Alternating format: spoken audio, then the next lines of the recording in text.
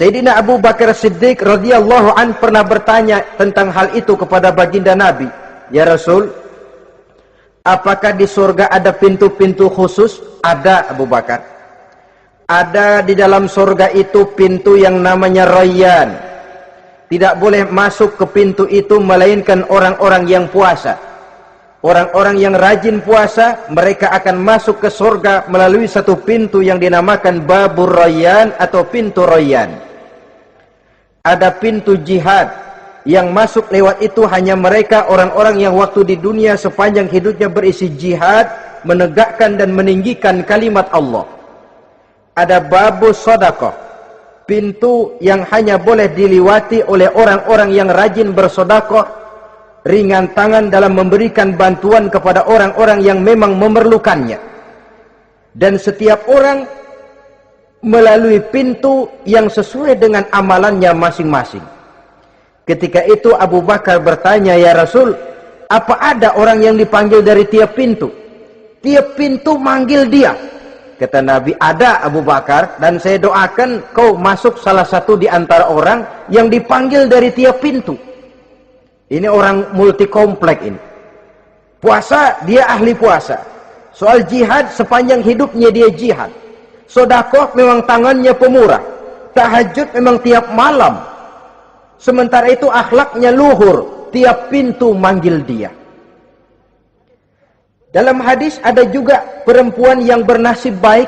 Dijelaskan oleh Nabi, Iza sallatil mar'atu khamsaha wa shamat syahraha wa hafizat farjaha wa ata'at zawjaha qila laha udkhuli min ayyi abwabil jannati syi'ti.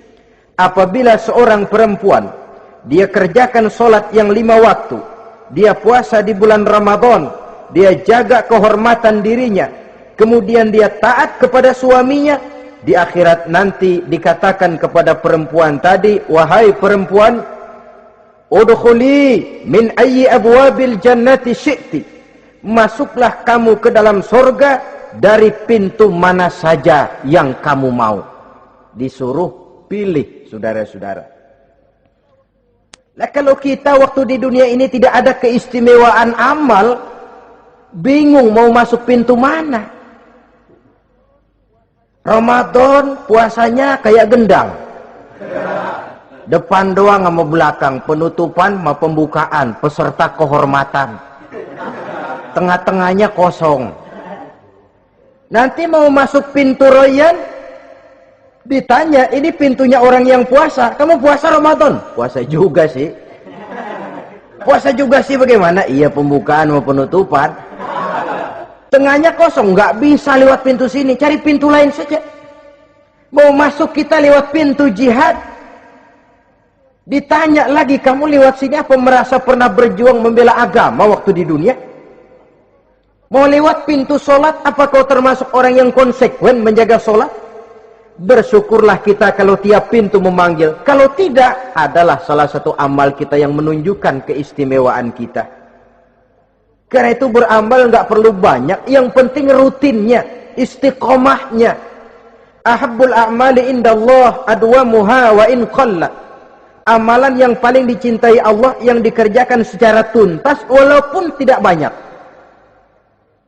Saudara baca ayat Quran nggak banyak, satu malam cuma 3 ayat, tapi rutin tiap malam 3 ayat, tiap malam 3 ayat. Itu lebih dicintai Allah daripada sekali ngaji 1 juz, terus 3 bulan nggak ngaji-ngaji. Lebih baik yang sedikit-sedikit ini tapi rutin, dia akan menjelma menjadi amalan yang banyak daripada sekalinya banyak lalu ke belakangnya malah tidak ada sama sekali. Hendaknya ada amalan-amalan kita yang menunjukkan keistimewaan dan kelak akan menjadi pintu yang kita tempuh di surga nanti. Apabila kita sudah melalui pintu-pintu surga itu dan tinggal di dalamnya dengan pakaian, dengan perhiasan, dengan makanan dan minuman sebagai yang saya sebutkan tadi, maka kita pun dalam kehidupan di sana akan dilayani oleh pelayan-pelayan muda. Yatufu alaihim wildanun mukhalladun. Pelayan-pelayan yang muda itu keliling melayani apa keperluannya. Dan tidak pernah tua pelayan itu. Sebagaimana kita pun tidak akan pernah tua. Pendeknya sudah jadi king of king di surga itu. Jadi raja di raja. Fasilitas serba cukup, apa yang kita mau tersedia, tidak ada larangan, dan pelayan seperlunya diberikan kepada kita. Nah, bagaimana keadaan penduduk surga? Dari Imam Turmuzi dijelaskan satu hadis, berkata Hasan al-Basri, ahlul jannati kulluhum abna'u salasa wa salasin sanah. Mereka rata-rata orang-orang muda penduduk surga itu. Umurnya tidak lebih 33. Ya, muda-mudanya, cakep-cakepnya, ganteng-gantengnya. Pantas kalau satu hari ada perempuan tua menghadap Rasul. Ya Rasul, saya ahli ibadah. Saya beriman kepada Allah. Saya cinta kepada Islam. Apakah saya akan masuk surga ya Rasul? Nabi senyum. Enggak bu, nenek-nenek enggak masuk surga. Itu perempuan nangis sejadi-jadinya. Ya Rasul, kalau gitu sia-sia tahajud saya, sia-sia puasa saya, sia-sia segala macam ibadah saya. Nenek-nenek enggak masuk surga ya Rasul. Sayang benar segalanya ini. Rasul kemudian menghampiri perempuan tadi. Bu, kalau yang ibu bilang itu benar, ibu masuk surga. Cuman di sana ibu balik muda lagi. Kulit nggak kempot kayak begitu, rambut nggak putih macam begitu. Ibu nanti di surga bakal jadi muda lagi. Salasa wa salasin, umur 33 tahun. Rata-rata seluruh penduduk surga umurnya begitu. Tidak ada yang tua, tidak ada yang anak-anak, tidak ada yang remaja, rata-rata segitu. Nah, lalu bagaimana? Di surga hati mereka menjadi satu di antara sesama penduduk surga. Tidak ada yang iri hati, tidak ada yang punya sifat dendam. Itu keadaan di surga. Walaupun bertetangga, yang satu bisa mengunjungi yang lain, yang satu bisa nengokin yang lain, tapi tidak ada sikap iri hati dan dengki. Tidak ada yang satu datang ke tempat saudaranya di surga, loh kapling lo lebih luas dari gua nih, nggak adil Tuhan. Tidak ada. Semuanya hati sudah menjadi satu. Tidak ada dendam, tidak ada iri hati. Kan jauh bedanya dengan kehidupan di dunia ini toh. Kadang-kadang di dunia ini begitulah romantikanya. Kita melarat, disuraki orang. Kita sedikit kaya, diselidiki orang. Ada saja yang iri, ada saja yang hasut, dan selalu mencari cara untuk menjatuhkan kita. Di surga hal semacam itu tidak akan kita temui. Orang tidak punya sifat iri hati dan dendam. Lalu bagaimana lagi keadaan penduduk surga itu? Mereka selalu merasa senang dan bahagia. Tiap hari, tiap saat yang dirasakan cuma itu saja. Tidak diselingi seperti kehidupan di dunia ini, di mana senang berseling dengan susah, bahagia berganti dengan derita, ada senyum bahagia, ada tangis menahan derita. Itu romantika kehidupan di dunia. Di akhirat itu tidak akan pernah ditemui dalam surga nanti. Orang selalu merasa senang karenanya di sana tidak ada keluh kesah, tidak ada orang yang murung, tidak ada orang yang narik napas panjang sambil menghitung bintang di langit. Selalu merasa senang dan selalu merasa bahagia. Lalu bagaimana kondisi fisik mereka? Di surga tidak ada orang yang cacat, baik ia cacat rohani ataupun cacat jasmani. Seperti yang kita temui di dunia ini, ada saja cacatnya. Kadang-kadang jasmani sehat, rohaninya sakit. Kadang-kadang rohaninya bagus, jasmaninya cacat. Di surga orang sempurna, komplit, cukup. Tidak ada yang cacat rohani ataupun yang cacat jasmani. Kalau dalam kehidupan di dunia ini mereka cacat, bagaimana? Mereka akan utuh dan sempurna apabila masuk ke dalam surga. Dan di surga, sungguh pun mereka makan, sungguh pun mereka minum, mereka tidak akan pernah buang air, baik air besar maupun air kecil. Sebab kalau makan dan minum di surga harus buang air, tentu malaikat harus menyediakan WC. Dan kalau surga sudah ada WC, tentu tinja yang repot. Saudara-saudara kaum muslimin, tidak buang air juga tidak buang angin, dan tidak sakit, tidak terkena penyakit apapun namanya. Sudah di surga itu daerah bebas penyakit. Jadi barangkali kalau keluar ke halaman surga nggak pakai baju masuk angin, tidak. Sebab di sana repot nyari duit kerokan. Segalanya sempurna, segalanya cukup. Lalu bagaimana kalau tiap saat mereka makan, tiap saat mereka minum tapi tidak buang air? Konon keringat yang keluar dari mereka, tubuh mereka, dan keringat yang keluar itu mengandung bau kasturi yang amat sangat harum baunya. Saudara-saudara, kemudian penduduk surga itu oleh Allah diberikan teman hidup yang namanya bidadari. Makhluk Allah yang teramat sangat cantiknya, yang tidak bisa kita bayangkan macam apa cantiknya. Barangkali kalau kita menonton film, kita kagum dengan bintang-bintang film kenamaan yang cantiknya selangit. Itu mah belum ada seujung kukunya dari para bidadari. Mereka dalam Quran disebut azwajun mutahharah, istri yang disucikan. Apa pengertian suci di sini? Belum pernah tersentuh sebelumnya, baik oleh manusia, baik oleh jin, baik oleh malaikat sekalipun. Jadi memang orisinil, build up dari sononya belum kepake.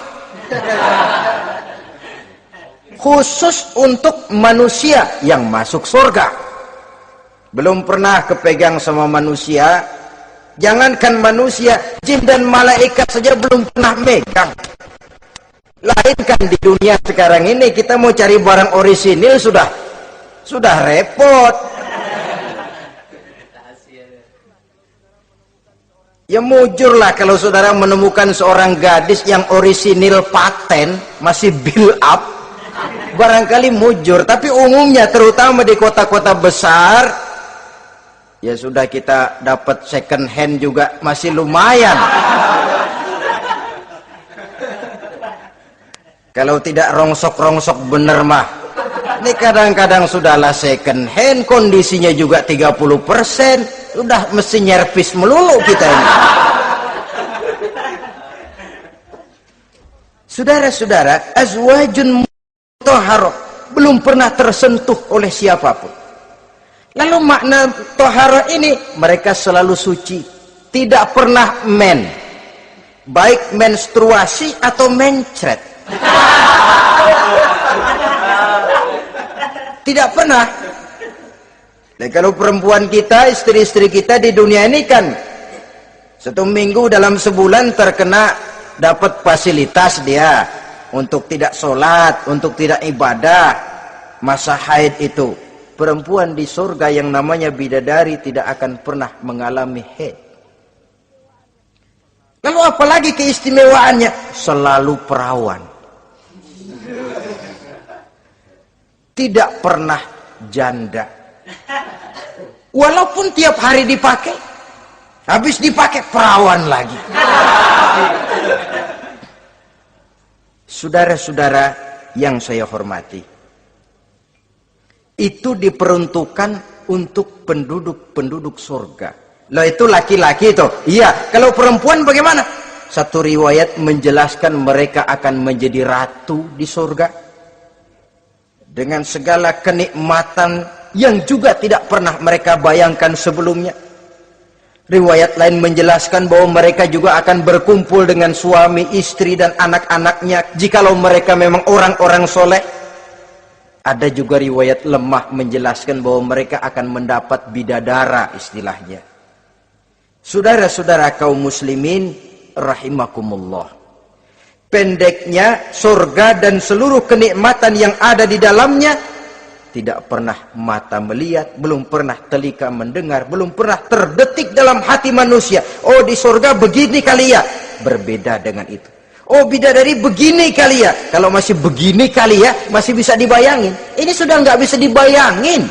Jadi nggak usah begini ya begitu ya.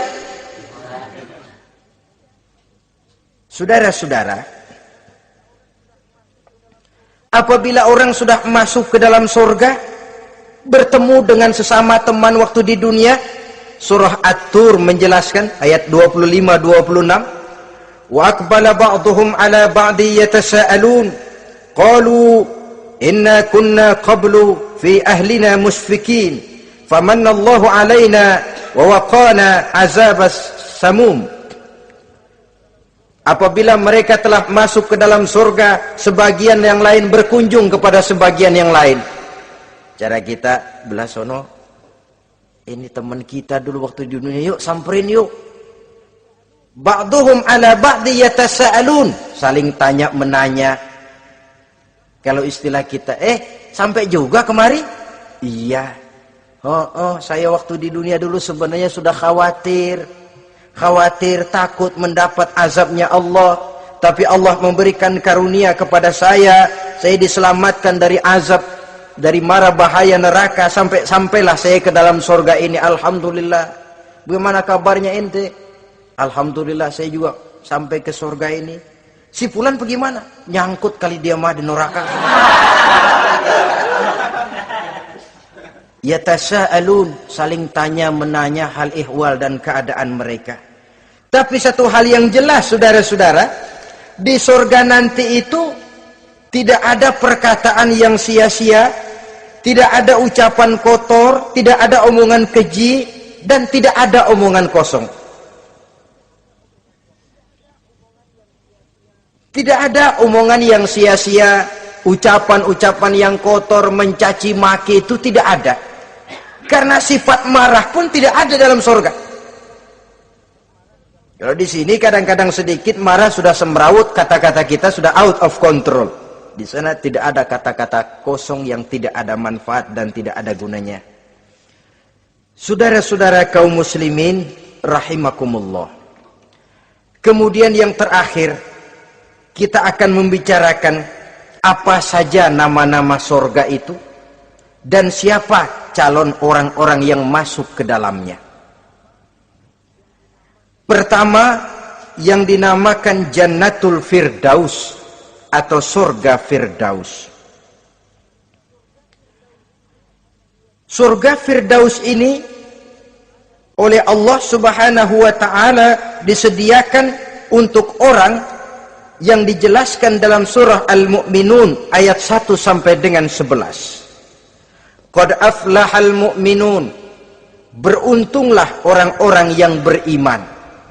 Jadi kalau saudara ingin dapat kapling di tempat yang namanya Firdaus, itu boleh pesan mulai sekarang. Nafas masih ada, Allah masih memberikan kesempatan untuk hidup, pesan tempat dari sekarang. Apa harga karcisnya? Pertama, qad aflahal mu'minun, harus beriman. Ini syarat mutlak. Tidak beriman, gak usah minta karcis. Minggir. Ini karcis pertama harus untuk orang yang beriman. Setelah itu yang kedua apa? Allazina hum fi salatihim khashi'un.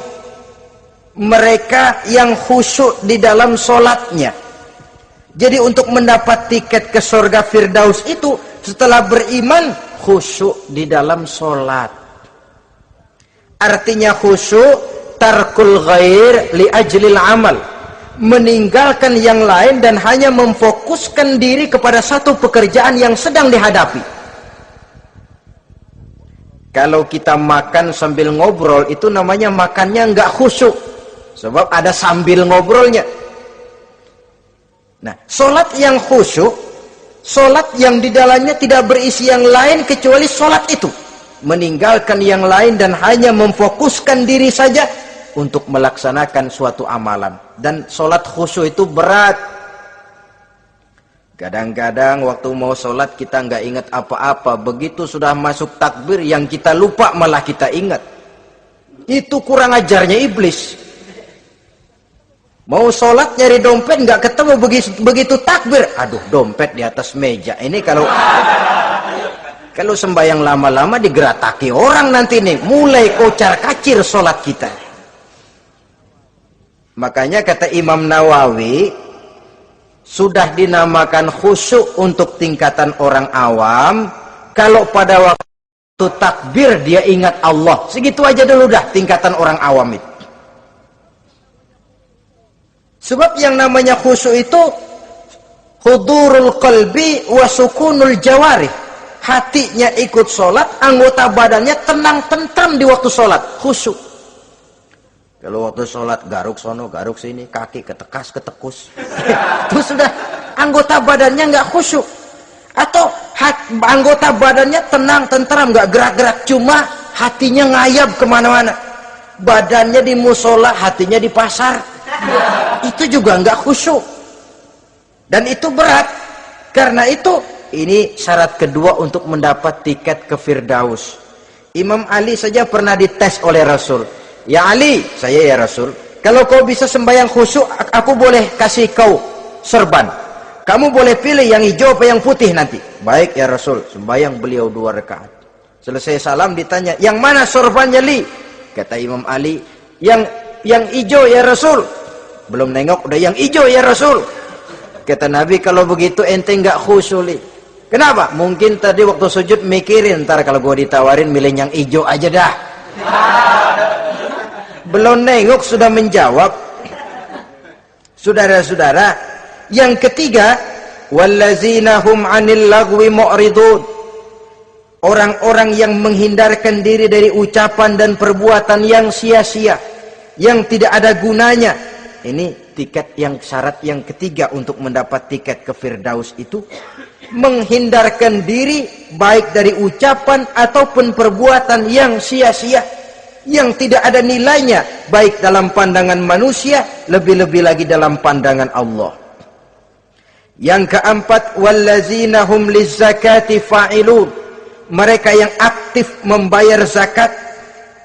Kemudian yang kelima, wallazina hum lifurujihim hafizun illa ala azwajihim aw ma malakat aymanuhum fa innahum ghairu malumin. Orang-orang yang memelihara kehormatan dirinya kecuali kepada istrinya atau kepada budak sahayanya, pandai mengendalikan nafsu, tidak terperosok memperturutkan syahwatnya. Yang keenam, wallazina hum li amanatihim wa ahdihim raun. Orang yang pandai menjaga amanah dan pandai menepati janji. Saudara-saudara, kalau janji ditepati, sebab janji adalah hutang. Yang ketujuh, wallazina hum ala sholawatihim yuhafizun. Mereka juga selalu memelihara, tidak cuma sekedar khusyuk, tapi memelihara solat dengan baik. Ayat ke-11 dari Al-Mu'minun ini ditutup oleh Allah dengan jelas, ulaika humul warisun allazina yarisunal firdausa hum fiha khalidun. Mereka itulah para ahli waris yang akan menerima warisan berupa surga Firdaus dan mereka kekal di dalamnya. Kalau tadi sudah kita tangkap bahwa begitu besar kenikmatan yang ada di dalam surga, ternyata barang yang mahal memang tidak mudah untuk didapat. Saudara-saudara, inilah surga Firdaus. Adapun yang kedua, nama surga itu disebut dalam Quran Jannatu Adnin, surga Aden. Untuk siapa mereka? Dalam surah Ar-Ra'd ayat 22 dan 23 Allah menjelaskan, wallazina sabaru ibtigha'a wajhi rabbihim wa aqamus shalah wa anfaqu mimma razaqnahum sirran wa alaniyah wa yadra'una bil hasanati sayyi'ata ulaika lahum uqbad dar jannatu adnin yadkhulunaha, dan orang-orang yang sabar, wallazina sabaru, orang-orang yang sabar. Sabar dalam apa? Ibtigha'a wajhi rabbihim, dalam menuntut keridhaan Allah. Sabar dalam mencari keridhaan Allah. Sujud mencari keridhaan Allah, sabar. Puasa mencari keridhaan Allah, sabar. Melaksanakan segala macam ibadah untuk mencari keridhaan Allah, sabar. Ini syarat untuk mendapat tiket ke surga Aden nanti, Jannatu Adnin. Sabar dalam mencari ridho Allah. Apalagi di zaman sekarang katanya persaingan hidup makin tajam, lapangan kerja makin sulit, mental hipokrit makin merajalela, golongan munafik alias bunglon ada di mana-mana. Kalau nemplok di daun kuning warnanya kuning, hinggap di daun hijau dia jadi hijau, nempel di dahan coklat jadi coklat. Menjilat ke sana kemari, bukan untuk mendapat ridho Allah kadang, tapi untuk mendapat ridho atasannya, mendapat restu atasannya. Ini kan realita dalam kehidupan. Saudara-saudara, mencari muka. Padahal seorang muslim ibtigha'a wajhi rabbihim, sabar dalam mencari ridho Allah. Lalu wa aqamus shalah, mereka mendirikan salat. Di sini hanya pengertian umum, mendirikan salat. Kalau dalam Firdaus tadi ditegaskan, tidak cuma sekedar mendirikan, tapi juga khusyuk dan memelihara. Ini mendirikan, saudara-saudara. Maaf, ada orang yang mengerjakan sholat, ada orang yang mendirikan sholat. Apa bedanya itu? Kalau mengerjakan sholat cuma sekedar gugur kewajiban. Pokoknya gugur kewajiban beres. Kadang-kadang pulang sembahyang Jumatnya bersendal. Enggak sembahyang dia, sembahyang. Kok nyolong sendal pulangnya? Itu baru ngerjain sholat, belum mendirikan sholat. Kalau mendirikan sholat, selesai sholat, ajaran sholat diterjemahkan dalam kehidupan. Itu mendirikan namanya. Ada istimror, kontinuitas alias kesinambungan. Selesai sholat, akhlak sholat, ajaran sholat diterjemahkan di luar sholat. Itu makna aqamus sholah. Apalagi syarat yang ketiga untuk mendapat tiket ke surga Aden ini? Wa anfaqu mimma razaqnahum sirran wa alaniyah, menginfakkan, membelanjakan di jalan Allah rezeki yang diberikan kepada mereka, baik terang-terangan maupun sembunyi-sembunyi. Maka sedekah itu terang-terangan baik, sembunyi-sembunyi juga baik kalau niatnya ikhlas karena Allah. Terang-terangan baik, kenapa? Untuk merangsang orang lain supaya berbuat seperti kita, bukan untuk dipuji, bukan untuk mendapat ria. Saudara-saudara, saya yang miskin nyumbang 100.000, saudara berapa yang kaya? Ini boleh untuk merangsang orang lain. Tapi kalau untuk ria, itu tentu dilarang oleh agama. Terang-terangan boleh, sembunyi juga boleh, bahkan itu yang dianjurkan oleh Nabi. Tangan kiri tidak tahu apa yang diberikan oleh tangan kanannya. Saudara-saudara, lalu yang keempat, wa yadra'una bil hasanati sayyi'ata, mereka menolak kejahatan dengan kebaikan. Dia hanya tidak berteriak-teriak tentang kemiskinan, tapi melakukan usaha bagaimana mengatasi kemiskinan. Dia tidak hanya berteriak dengan mengemukakan berbagai macam kemunkaran, tapi mengimbanginya dengan menanamkan segala macam kebajikan. Seperti sekarang ini tuh, air saja kalau cuma dibendung tapi tidak disalurkan kan ngebludak, jebol bendungan. Kita cuma teriak anak-anak muda dihantam oleh kebudayaan barat yang merusak moral, tapi mana kebudayaan Islam kita? Gak pernah kita timbulkan. Musuh kita adalah kemiskinan dan kebodohan, jelas. Tapi apa langkah ekonomi yang kita lakukan untuk mengatasi kemiskinan? Dan bagaimana upaya kita meningkatkan mutu pendidikan? Kadang-kadang yang mutunya baik, mahalnya nggak kejangkau oleh lapisan rakyat yang di bawah, menengah ke bawah ini. Itu yang jadi problem. Orang yang mendapat tiket ke surga Adnan ini, mereka menolak kejahatan dengan mengimbanginya, melakukan kebajikan. Tidak cuma teori, tidak cuma propaganda, tapi ada langkah konkret bahwa untuk membentengi kemaksiatan harus diperbanyak munkarat. Untuk mengimbangi segala macam perbuatan durjana harus dikembangkan majelis taklim, pesantren, menghidupkan akhlak Islamiyah dalam kehidupan sehari-hari. Wa yadra'una bil hasanati sayyi'ah. Orang semacam itulah yang akan mendapat tiket ke surga Aden atau Jannatu Adnin nanti. 2. Adapun surga yang ketiga dinamakan Jannatun Naim. Surga Naim. Naim mengandung arti penuh kenikmatan. Tiketnya sederhana saja. Al-Qalam ayat 34. Inna lil muttaqina inda rabbihim jannatu na'im. Sesungguhnya bagi orang-orang yang bertakwa kepada Allah, mereka akan mendapat balasan berupa jannatun na'im, surga naim namanya. Jadi tidak banyak untuk mendapatkan surga naim ini, cuma takwa. Cuman takwa yang jadi banyak. Apa itu takwa? Sekarang ini kan takwa jadi lalap. Dan orang sering menggunakan istilah agama di zaman sekarang ini untuk maksud yang tidak sama dengan maksud agama.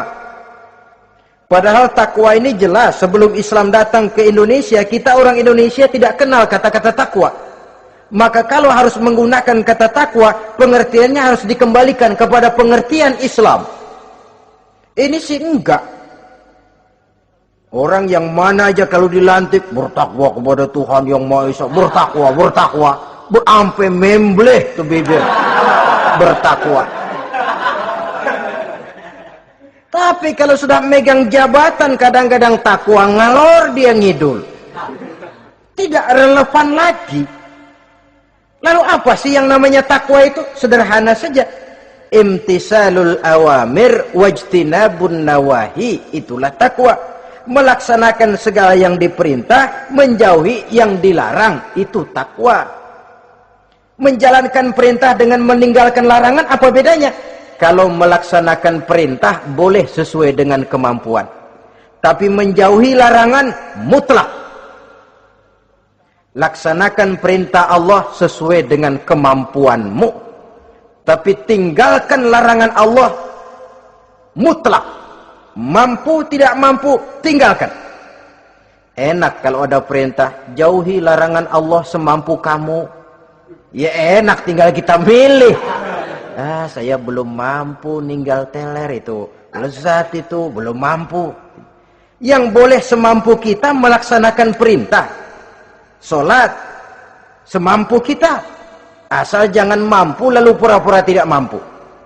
Puasa semampu kita. Jihad semampu kita. Tapi kalau sudah meninggalkan larangan mutlak, mampu tidak mampu, harus ditinggalkan. Jadi kelihatannya sederhana takwa ini, tapi masalahnya rumit. Melaksanakan yang diperintah, menjauhi yang dilarang. Dan itu tiket untuk mendapatkan surga naim atau jannatun naim. Yang keempat, saudara-saudara, di antara nama surga itu ada yang disebut surga ma'wa atau jannatul ma'wa. Apa tiket untuk sampai ke sana? Surah An-Nazi'at ayat 40 dan 41. Wa amma man khafa maqama rabbih wa nahan nafsa 'anil hawa fa innal jannata hiyal ma'wa.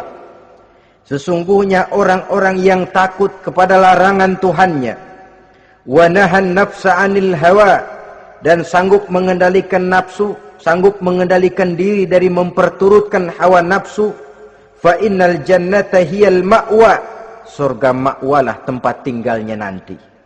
Jadi tiket ke jannatul ma'wa ini, pertama khafa maqama rabbih, takut kepada batas-batas yang telah ditentukan oleh Tuhannya. Ini batasnya, kamu jangan nyebrang ke sini. Ini batas yang halal, ini yang haram, ini yang hak, ini yang batil, ini yang ma'ruf, ini yang munkar. orang yang ingin mendapat tiket ke ma'wa, dia takut batas-batas itu. Lalu sanggup mengendalikan diri, tidak sampai memperturutkan hawa nafsunya. Itu tiket ke surga ma'wa. Yang kelima dinamakan surga Darussalam atau Jannah Darussalam. Dijelaskan dalam Al-An'am ayat 126 dan 127. Wa hadza sirata rabbika mustaqima wa qad fassalna al-ayati liqaumin yatazakkarun lahum darussalam inda rabbihim wa huwa waliyuhum bima kanu ya'malun. Inilah jalan Tuhanmu yang lurus. Telah kami pisahkan ayat-ayat kami bagi kaum yang mau berfikir. Jadi kelihatan di sini untuk mendapat tiket ke Darussalam, istiqomah mengikuti jalan lurus, istiqomah berpegang kepada Islam, dan pandai membedakan apa yang memang oleh Allah sudah dibedakan antara yang hak dan batil, antara yang benar dan salah, dan selalu ingat kepada ayat-ayat Allah. Itu surga Darussalam. Yang keenam dinamakan Darul Muqamah. Siapa penghuninya? Surah Fatir ayat 34-35. Wa qalu alhamdulillahillazi azhaba 'annal hazan inna rabbana laghafurun syakur allazi ahallana darul muqamah min fadlihi la yamassuna fiha nasabun wa la yamassuna fiha lughub. Yaitu orang-orang yang senantiasa bertahmid, memuji kebesaran Allah Subhanahu wa taala, mereka akan mendapatkan Darul Muqamah. Yang ketujuh dinamakan surga Maqamul Amin. Ini pun disediakan untuk orang yang bertakwa, seperti dalam Ad-Dukhan ayat 51, innal muttaqina fi maqamin amin. Dan yang terakhir, yang kedelapan adalah surga khuldi atau jannatul khuldi. Dalam surah Al-Furqan ayat 15 dijelaskan, qul adzalika khairun am jannatul khuldi allati wu'idal muttaqun kanat lahum jazaan wa masira. Saudara-saudara kaum muslimin rahimakumullah, oleh terbatasnya waktu, inilah sekelumit tentang surga dan calon-calon penghuninya. Mudah-mudahan dijadikan kita oleh Allah termasuk salah seorang di antara calon-calon yang kelak akan menjadi penghuni surga, mendapat kenikmatan yang kekal dan abadi di dalamnya. Amin ya rabbal alamin. Terima kasih atas segala perhatian. Mohon maaf atas segala